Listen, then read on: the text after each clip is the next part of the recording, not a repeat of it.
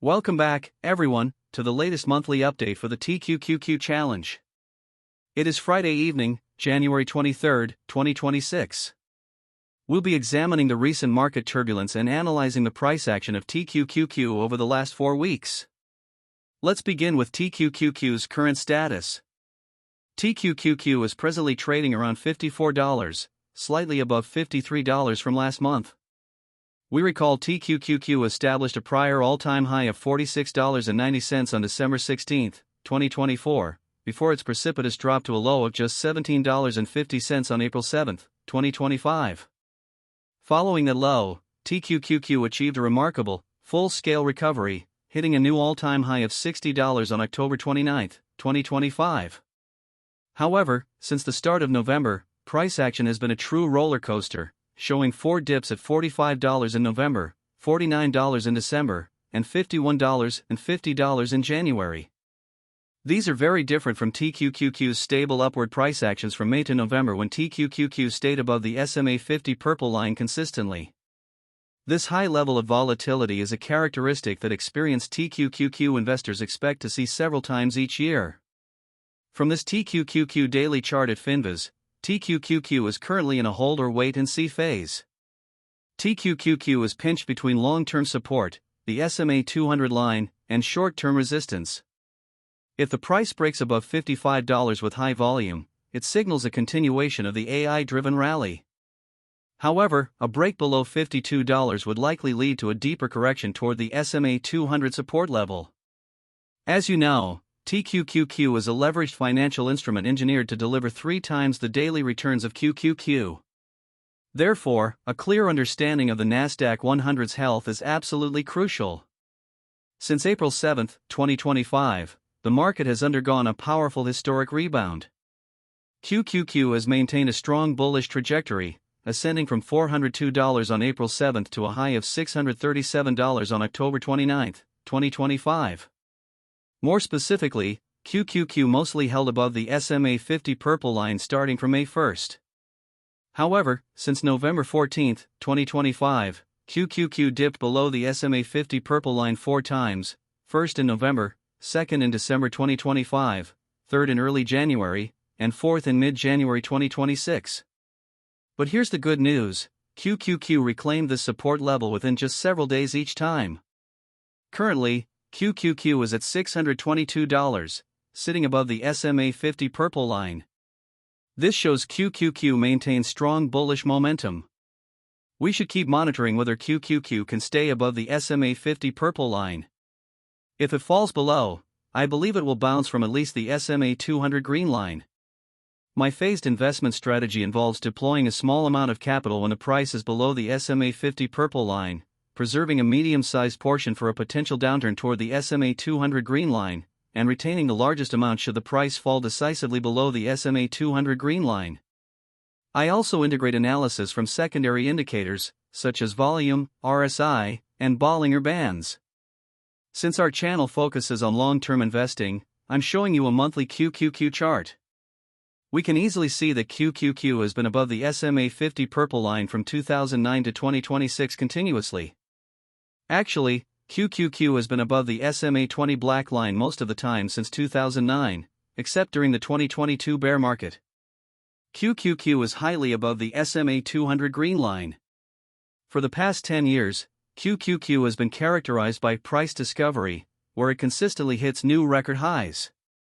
We have seen 3 parallel lines: the SMA 20 black line on top, the SMA 50 purple line in the middle, and the SMA 200 green line at the bottom. This specific ordering, where the short-term average sits on top and the long-term average remains at the bottom, is the hallmark of a healthy, sustained bull market. I think these 17 years of bull market will continue for many more years. Let's summarize the market action from the past week. The stock market concluded a volatile week of trading, with the major indexes suffering back-to-back weekly losses for the first time since June. Despite a late-week recovery sparked by easing geopolitical tensions, specifically President Trump backing off tariff threats regarding Greenland, the Dow Jones fell on Friday, ensuring a losing week for the blue-chip index. The Nasdaq and S&P 500 managed fractional gains on the final day of the week but still ended the 4-day period in negative territory. This overall weakness was exacerbated by Intel, which saw its shares sink 17% after issuing a weak outlook and warning of supply constraints. While the market struggled with short-term volatility and concerns over the administration's influence on the Federal Reserve, broader indicators showed a mix of signals. Safe haven assets like gold and silver reached new all-time highs as investors sought protection against uncertainty, and the yield on the 10-year Treasury slipped to approximately 4.24%. On a more optimistic note, some analysts pointed to improving market breadth, noting that sectors beyond the Magnificent Seven, such as biotechnology, banking, and small caps, are showing signs of life. Despite the recent two-week slide, all three major indexes remain in positive territory for the year 2026, supported by expectations of accelerated earnings growth from recent deregulation and legislative acts. Regarding the economic landscape, the latest GDP Now forecast indicates that U.S. GDP growth for the fourth quarter of 2025 is projected to be a healthy 5.4%, which marks a substantial improvement from the negative 0.5% contraction witnessed in Q1, the 3.8% growth recorded in Q2, and the 4.4% growth recorded in Q3. The 4.4% growth in Q3 indicates that the economy is growing much faster than its long-term average, which typically signals high consumer confidence and heavy business investment. The CME FedWatch tool suggests the Federal Reserve is likely to implement interest rate cuts twice in 2026, with the first expected in June and the second in December 2026. Meanwhile, on Polymarket, the perceived probability of a U.S. recession in 2026 has decreased, falling from 47% in September to 23% today. It is worth noting that the peak odds for a 2025 U.S. recession on Polymarket reached approximately 66%, yet no recession occurred during 2025. Finally, the Fear and Greed Index has moved slightly up to 52 this month from 42 last month, registering a state of neutral fear and greed. On November 20th, the index was at a lower reading of 5, deep in the extreme fear category. Let's now examine the latest on our portfolio performance. I have not acquired any additional TQQQ shares since last month's report. I had placed a limit order to purchase TQQQ at $45 when the price dipped on November 20th, but this order has not yet been executed. My total capital investment remains at approximately $20,100. Since December 2023, I have maintained a target of investing around $12,000 per year. Therefore, my investment target is to commit a total of $36,000 until the end of November 2026, thus fulfilling my $12,000 annual investment goal for the 3-year period. My plan is to deploy this capital aggressively when the price nears or falls below the SMA 200 green line. Nevertheless, we must be realistic and acknowledge that QQQ may not touch the SMA 200 green line for a considerable period. My current holding consists of 654 shares of TQQQ, with an average cost basis of $30.81.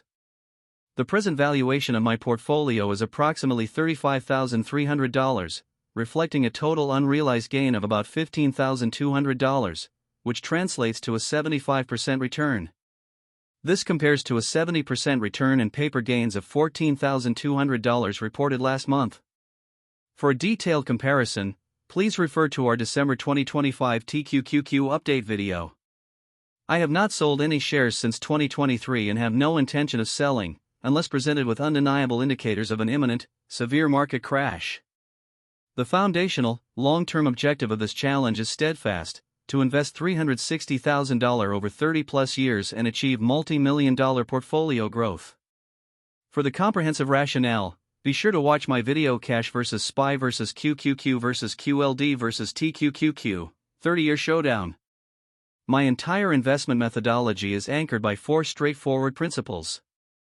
First, monthly investing, maintaining a consistent commitment of about $1,000 into TQQQ every month. Second, enhanced dollar cost averaging, or EDCA, strategically increasing purchases during market downturns and reducing them during peak periods. Third, sell before crashes. I will only exit my positions when unmistakable signals of a major market collapse appear, with the firm intent to reinvest at substantially lower prices. And fourth, no margin. I am strictly avoiding all forms of debt to ensure financial security and minimize overall risk exposure. The financial markets are evolving quickly, propelled by rapid technological innovation and the explosive expansion of AI. Our mission is to remain laser-focused, maintain our discipline, and stay deeply committed to our long-term investment framework. Thank you for joining this month's update. If you found this market analysis beneficial, please remember to hit the like button, subscribe to the channel, and activate the notification bell so you never miss new content. Your continuous support provides incredible energy and purpose to this challenge. Until the next update, take care, stay disciplined, and happy investing.